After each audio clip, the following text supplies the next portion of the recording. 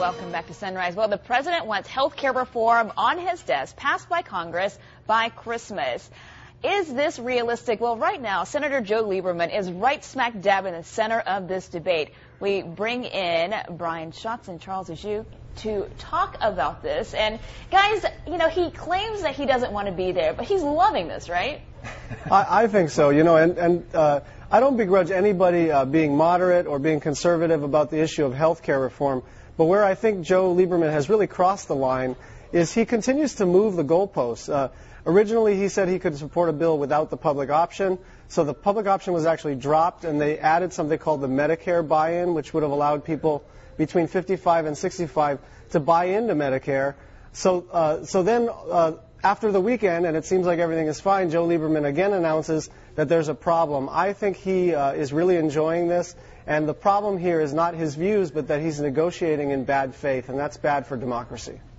Well, you know, Grace, from my perspective, I have a lot of respect for Joe Lieberman. He, of course, was Al Gore's running mate for the presidency in 2000. He had served long as a Democrat, but I think he's exhibiting the type of independence I'd like to see Congress show more of. I think he's shown a lot of leadership, has raised a lot of good issues and a lot of good questions about this health care bill in front of the Congress right now. And I think the American people are listening to Joe Lieberman. He has a lot of great points.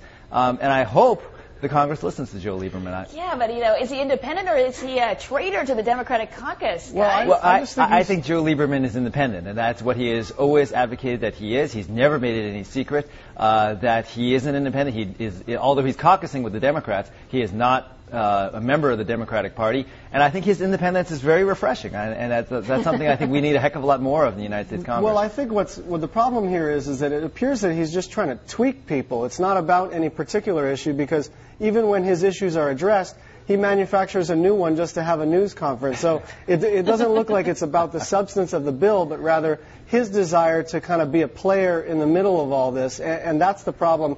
You know, he was for the bill over the weekend, and then he found out that Representative Anthony Weiner, who's a liberal, liked the bill, and then he changed his mind.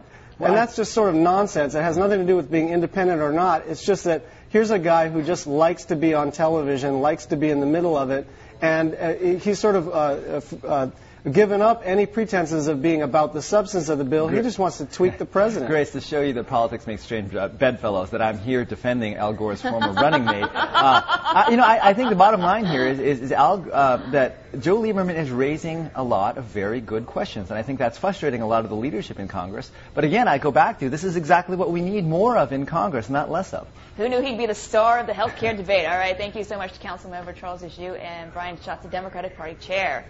All right, that was fun. Now it's time to go to Dan for a look at our traffic, which has had a lot of problems today. That's right, but it's looking up because they have reopened the westbound lanes of the